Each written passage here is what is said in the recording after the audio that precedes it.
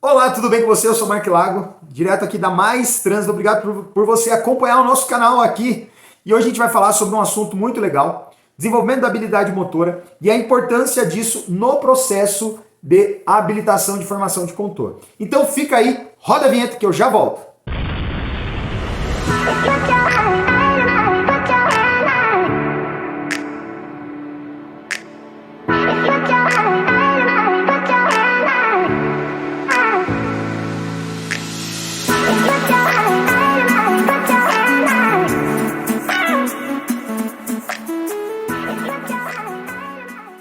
Muito bem, algumas pessoas dentro do curso de formação de instrutores, instrutores de trânsito, às vezes diretores e até mesmo proprietários de autoescolas, não dão importância para a forma que as pessoas, que o ser humano, ou seja, a estrutura mental que a pessoa tem para aprender habilidades motoras. Bem, o processo de dirigir, ele envolve exatamente isso, a capacidade de você frear, acelerar, assimilação, aceleração, barulho, vibração, troca de marcha, manuseio da troca de marcha, pedais, e tudo isso precisa de habilidade motora, né? A pessoa precisa automatizar isso. Bem, e para isso, o cérebro ele tem uma forma de aprender. Bem, eu não quero me aprofundar nisso, até porque eu já tenho uma aula gravada e eu quero, você pode até entrar aí nesse link que está aparecendo, ou na descrição, tem lá o link dessa aula. Aliás, essa aula eu gravei direcionado para pessoas habilitadas, pessoas que têm medo de dirigir e não sabe por que não aprendeu a dirigir. Mas você pode ir lá e se aprofundar. Uma aula que eu falo sobre aprendendo a aprender, como que é a estrutura disso, de repente pode te ajudar. Mas voltando aqui sobre o assunto desenvolvimento da habilidade motora, eu queria deixar algumas dicas e também abrir seus olhos para essa questão. Bem, para o desenvolvimento da habilidade motora, primeiro se inicia com o processo de automatização. Exatamente isso. Olha só, uma pessoa para tocar bateria, uma pessoa para tocar piano, uma pessoa para tocar violão, e quem é lá das antigas, que fez lá a aula da datilografia, lembra que esse processo, ou já viu que esse processo envolve repetição e concentração. Então, o processo de automatização envolve concentração e repetição. Isso mesmo.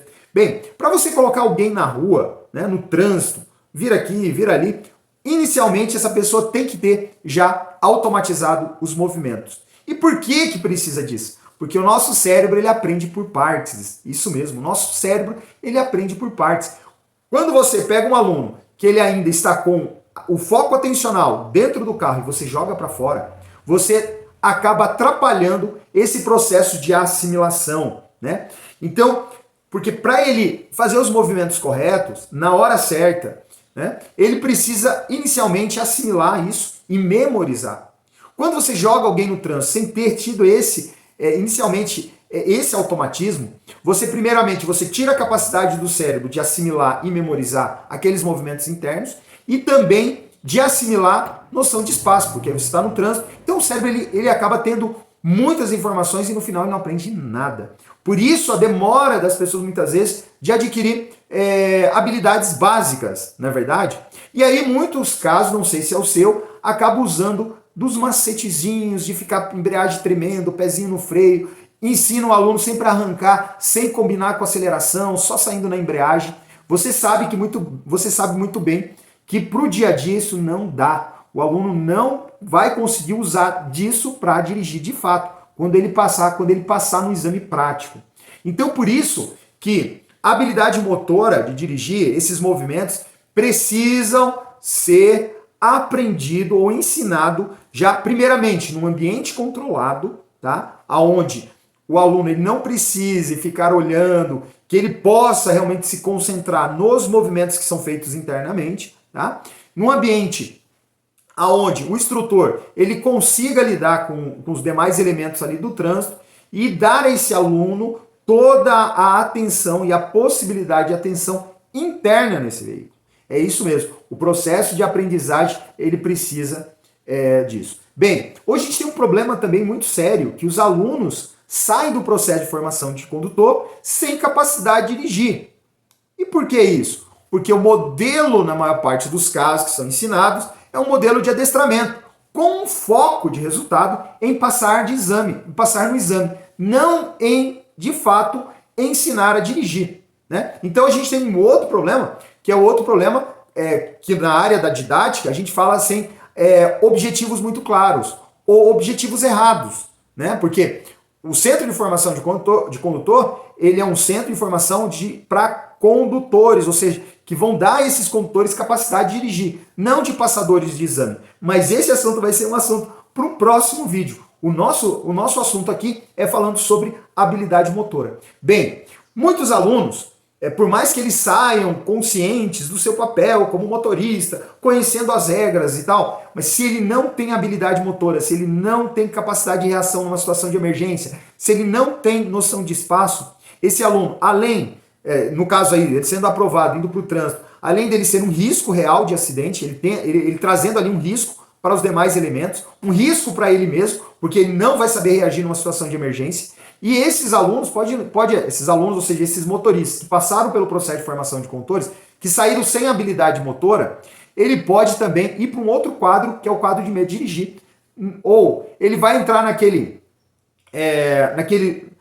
quadro, naquele número de pessoas que tiram a carteira e não dirigem, que é um mercado gigantesco hoje, que tem uma necessidade também de instrutores capacitados que tenha um conhecimento metodológico para ajudar. Então ele vai entrar nesse grande mercado de pessoas hoje habilitadas e que não dirigem, né, por um erro metodológico que hoje existe dentro da formação de condutores. E muitas vezes esse erro ele é repassado, né, de instrutor para instrutor, ou até mesmo ele é replicado dentro das escolas de formação também de instrutores, e isso acaba impactando realmente no resultado final. Né? Por isso que hoje nós temos um número grande de pessoas que passam pelo processo de formação de condutores e não dirigem. Isso mesmo. Isso tudo está por essa falta da habilidade motora. Agora, como adquirir a habilidade motora? Bem, nesse vídeo não dá para a gente falar sobre esse assunto. Então, esse assunto ele vai ser um assunto para o próximo vídeo, que vai fazer parte dessa playlist aqui, onde a gente fala